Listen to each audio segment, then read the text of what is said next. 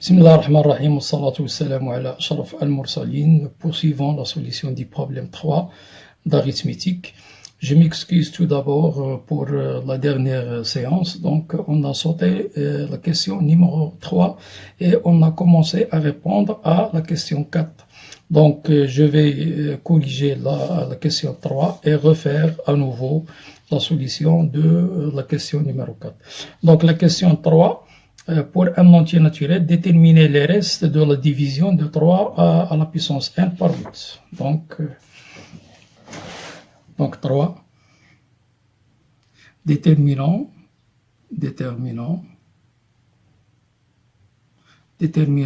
les restes de la division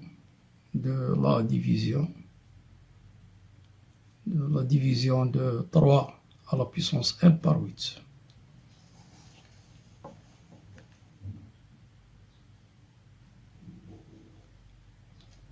Ordre, d'après la question 1, on a 3 à la puissance n moins 1, il est congru à 0 modulo 8, puisque 3 à la puissance 2n moins 1, il est divisible par 8, ce qui est équivalent bien sûr que 3 à la puissance 2n, il est congru à 1 modulo 8.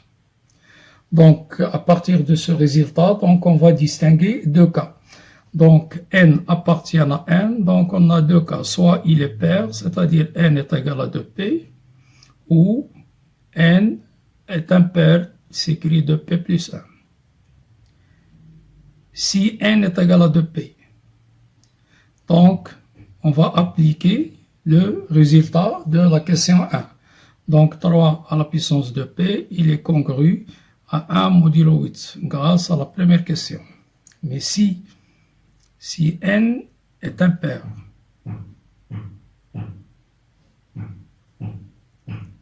on a 3 à la puissance de p, il est congru à 1, grâce à la question précédente. Multiplions les deux membres par 3, et nous aurons 3 à la puissance de p plus 1, il est congru à 3 modulo 8.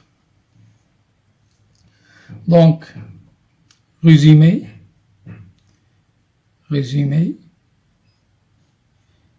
si n est pair,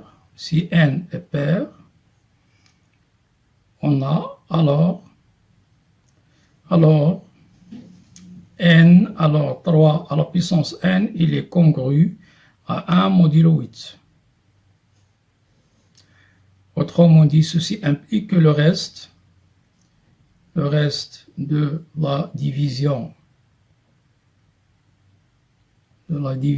de 3 à la puissance n par 8 est 1. Mais si n est impair,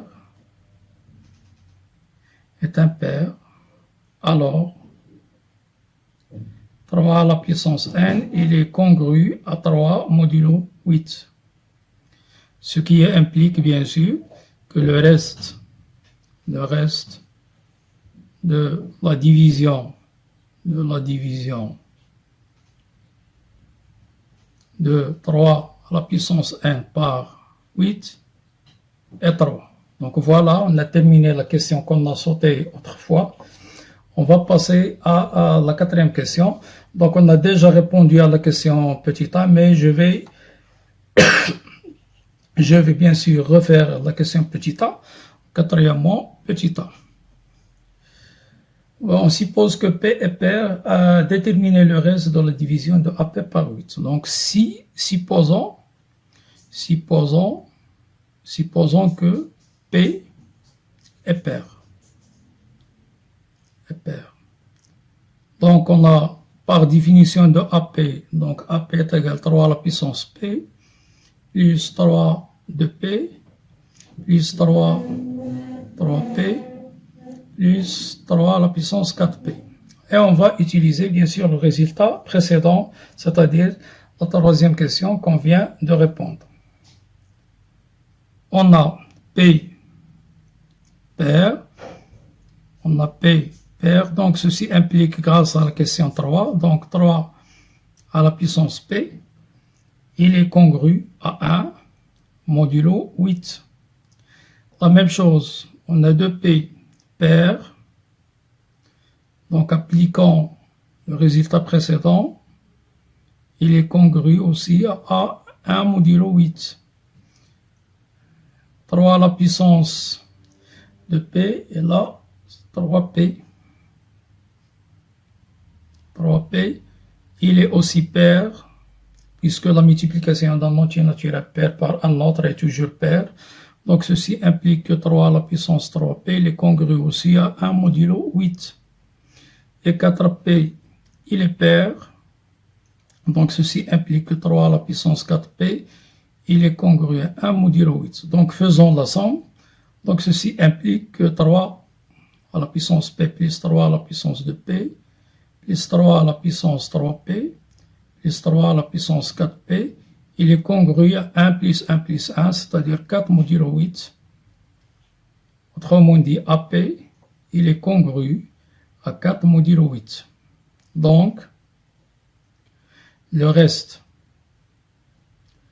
de la division de AP par 8 est 4.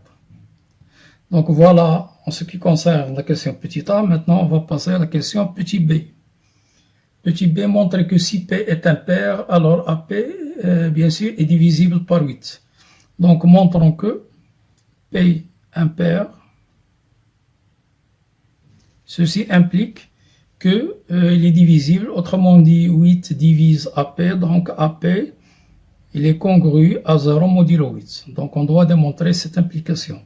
Et comme on a vu bien sûr dans la leçon de la logique, donc on suppose que la première proposition est vraie et on démontre que la proposition, la deuxième, est aussi vraie. Donc supposons P impair. P impair. P impair, donc utilisons toujours la question 3. Donc 3 à la puissance P, puisque l'exposant il est impair, donc il est congru d'après la question 3, donc à 3 modulo 8. Aussi 3 à la puissance de P,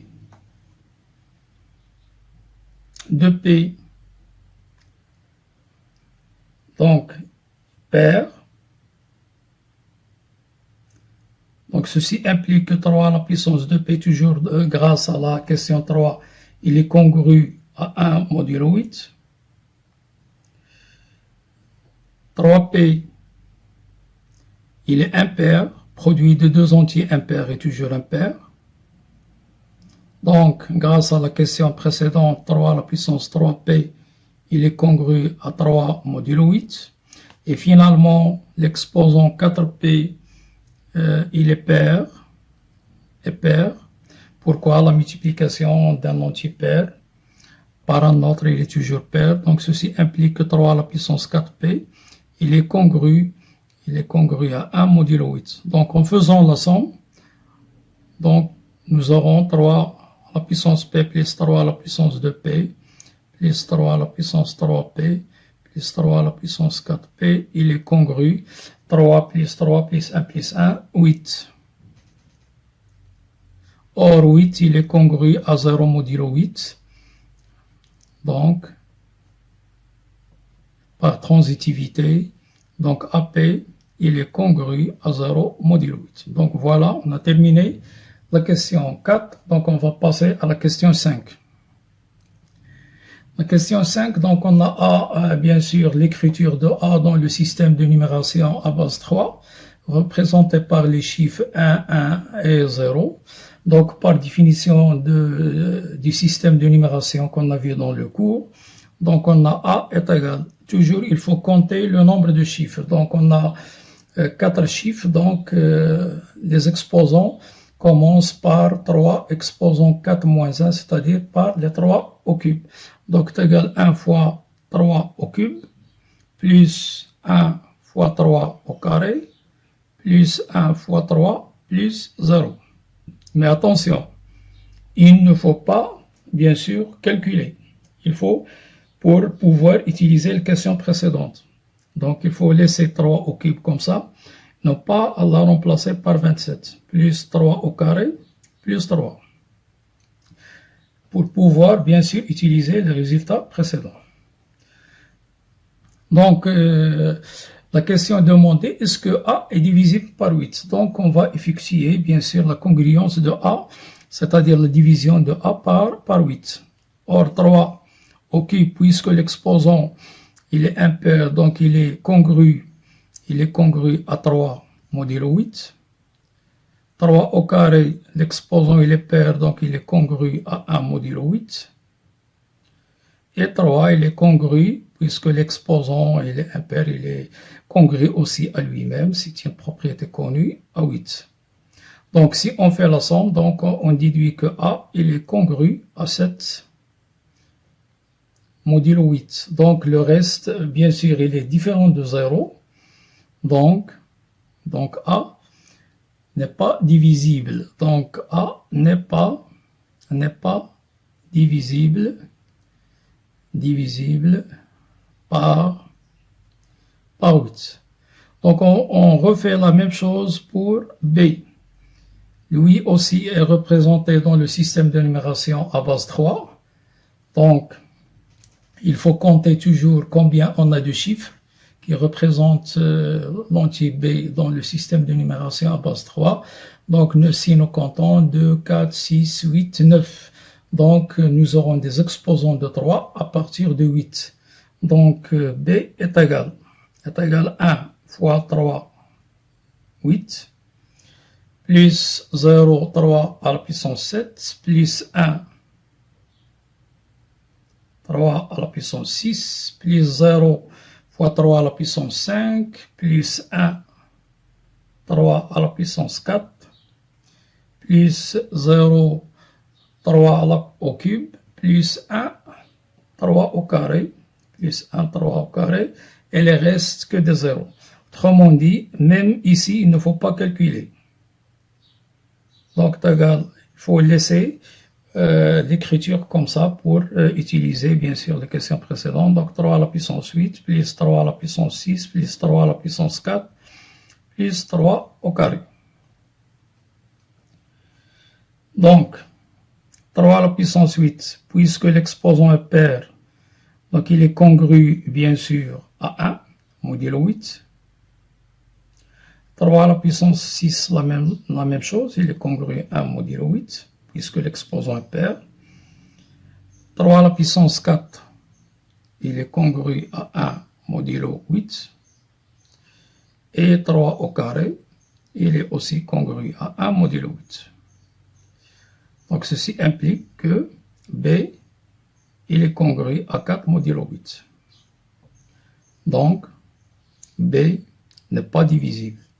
Donc, B n'est pas divisible par 8. Maintenant, nous passons à la question 6. Sixièmement, donc, on a un entier naturel, lui aussi écrit dans le système de numération à base 3. Donc, toujours, on commence par compter combien on a de chiffres. Donc, je vais compter. Donc, 4, 6, 10, 13. Donc, on commence par 3 exposants, 12. Donc, C est égal 2 fois 3 puissance 12. Donc, on saute le 11, le 10, donc plus 2, 3 à la puissance 9, donc le 8, le 7, le 6, plus 2, 3 à la puissance 6, donc le 5, le 4, le 3, plus 2, 3 au cube. Voilà. Même ici, il ne faut pas calculer.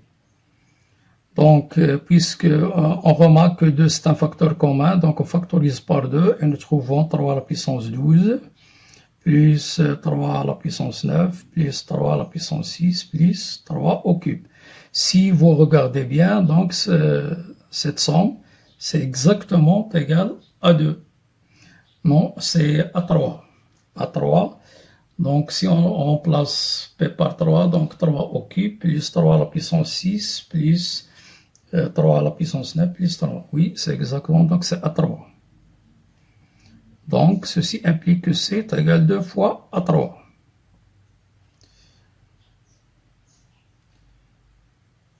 Or, d'après la question petit b, si P est impair, donc AP, il est divisible par 8. Or, 3 impair, donc d'après la question précédente, donc 8 divise A3. Donc, traduisons, qu'est-ce que ça veut dire 8 divise? Donc, il existe un certain cas, appartient à n bien sûr, tel que A3 veut s'écrire 8K. Et on remplace, donc C égale 2 fois 8K, autrement dit, C est égal 16K. Donc, 16, donc l'entier naturel de C, bien sûr, est divisible par C. Donc, C est divisible par 16. Donc, maintenant, on va bien sûr passer à la dernière question 7. Donc, résoudre dans Z sur 3Z, bien sûr, dans l'anneau muni de plus des deux lois de composition plus et multiplié. Regardez bien que 3 il est premier, donc l'anneau plus multiplié, c'est un anneau intègre. Qu'est-ce que ça veut dire intègre? Il ne possède pas de diviseur de 0. Donc, autrefois, je n'ai pas rappelé qu'est-ce que ça veut dire un diviseur de 0, donc on va rappeler qu'est-ce que ça veut dire un diviseur de 0, et on commence à répondre à la question petit a, petit b. Donc, septièmement, commençons par le rappel. Donc, j'ai rappelé, si P, bien sûr, est premier, alors Z sur PZ, c'est un anneau intègre, autrement dit, il ne possède pas de diviseur de 0. Donc, dans n'importe quel anneau, donc je vais parler de A plus multiplié, un anneau, 0, bien sûr, c'est l'élément neutre de la première loi de composition interne, c'est-à-dire plus. A, différent de 0, est dit diviseur de 0. Si et seulement si, il existe un autre élément, lui aussi différent de 0, tel que AB est égal à 0. C'est ça la définition d'un diviseur de 0. Donc, je vais bien sûr donner un exemple. Donc, exemple.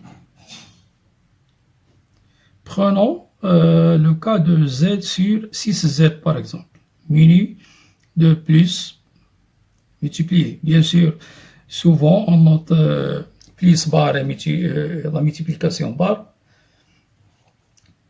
Donc, si on prend, par exemple, A est égal classe de 2, il est différent de classe de 0, et il existe B, par exemple, classe de 3.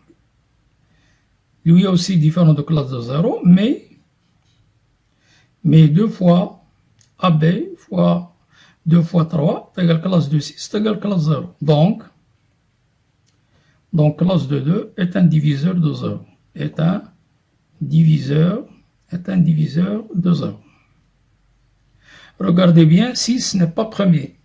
Lorsque, bien sûr, le P qui est ici est premier, donc l'anneau ne possède pas de diviseur de 0 comme dans le cas de la question 7.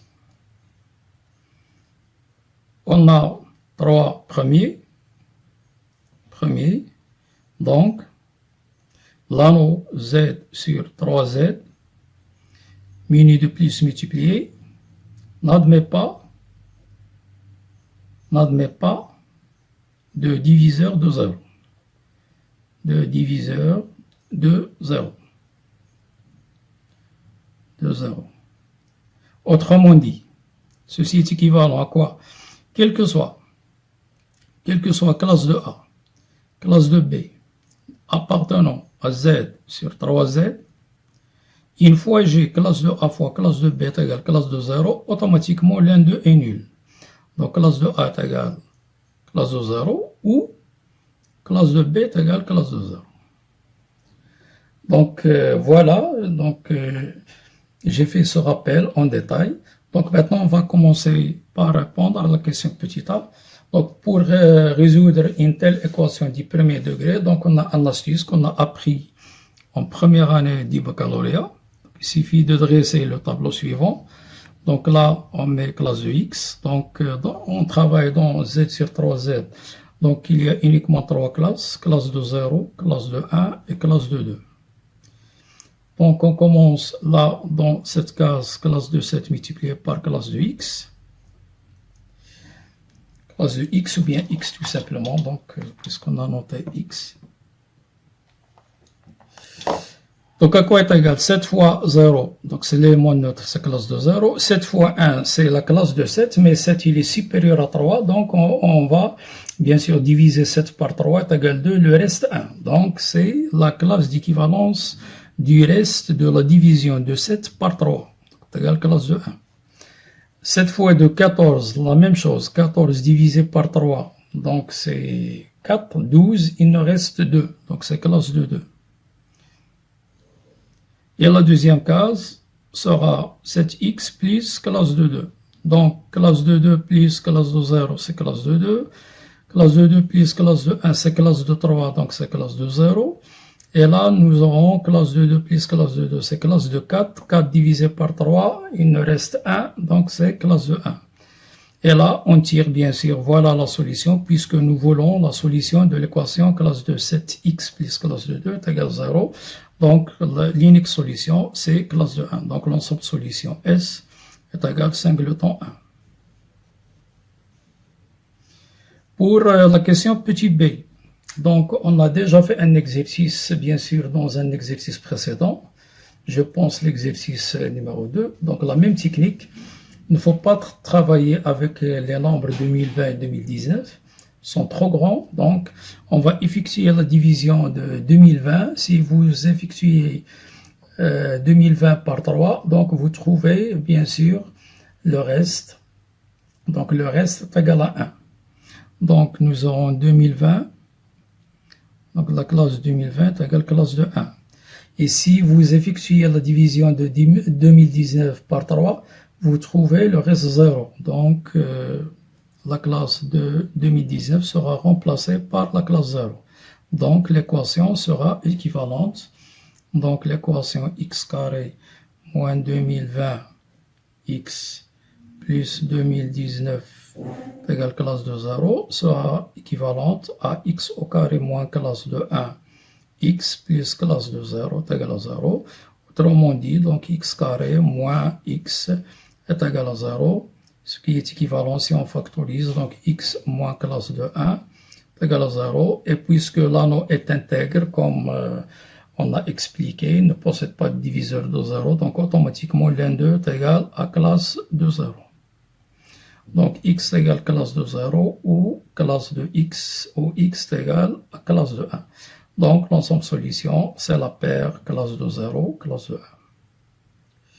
Donc voilà, on a terminé ce problème qui est très intéressant. Donc soyez au rendez-vous pour le problème numéro 4. Inch'Allah, لا تحرمونا من صالح دعوتكم لنا ولوالدينا ولأولادنا ولمن علمنا ولجميع المسلمين بالتوفيق إن شاء الله. أوصيكم ونفسي بالحفاظ على الصلاة وكثرة الدعاء ليرفع عنا الله سبحانه وتعالى هذا الداء والبلاء. نستودعكم الله الذي لا تضيع ودائعه. والسلام عليكم ورحمة الله تعالى وبركاته.